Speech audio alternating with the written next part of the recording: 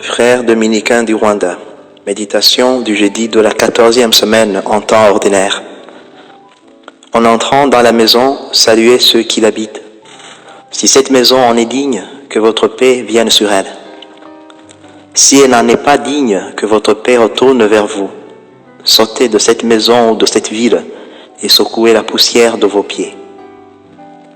Chers frères et sœurs, l'évangile d'aujourd'hui est clair sur la mission chrétienne. Aider ceux qui souffrent, amener les enfants de Dieu à la plénitude de la vie. Une mission de gratuité parce que nous avons reçu gratuitement. En d'autres termes, les actions chrétiennes doivent parler d'elles-mêmes. Si nous prenons soin de ceux qui souffrent, le monde accueillera notre message. Mais si ce n'est pas le cas, il n'est pas non plus de notre devoir de porter un jugement. Nous sommes appelés à rester pacifiques face à l'inhospitalité. Le jugement appartient à Dieu, pas à nous. Jésus utilise un exemple clair dans l'esprit de tous les Juifs de son temps, Sodome et Gomorrhe.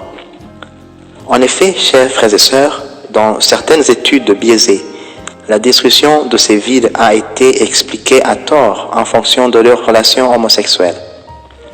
C'est totalement incorrect. Leur histoire dans le livre de la Genèse parle des villes qui refusent d'accueillir les hôtes, anges que Dieu leur a envoyés. Des villes qui vont jusqu'à vouloir dissuader ces hôtes de penser à y retourner.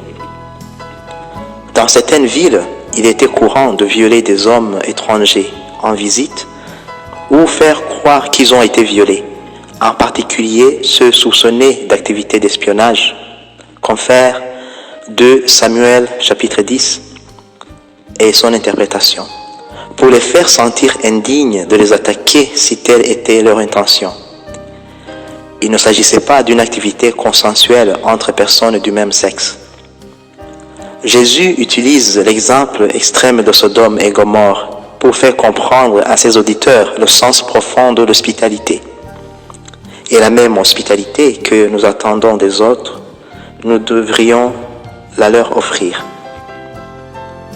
Chers frères et sœurs, la paix de Dieu n'est pas une paix que nous devrions imposer aux gens. Il en va de même pour la punition. Seul Dieu punira ceux qui sont inhospitaliers envers les porteurs de sa paix. Prions pour que notre Église soit toujours un agent de guérison, de paix et d'hospitalité, quelques-uns des attributs majeurs de notre Seigneur Jésus-Christ. Amen.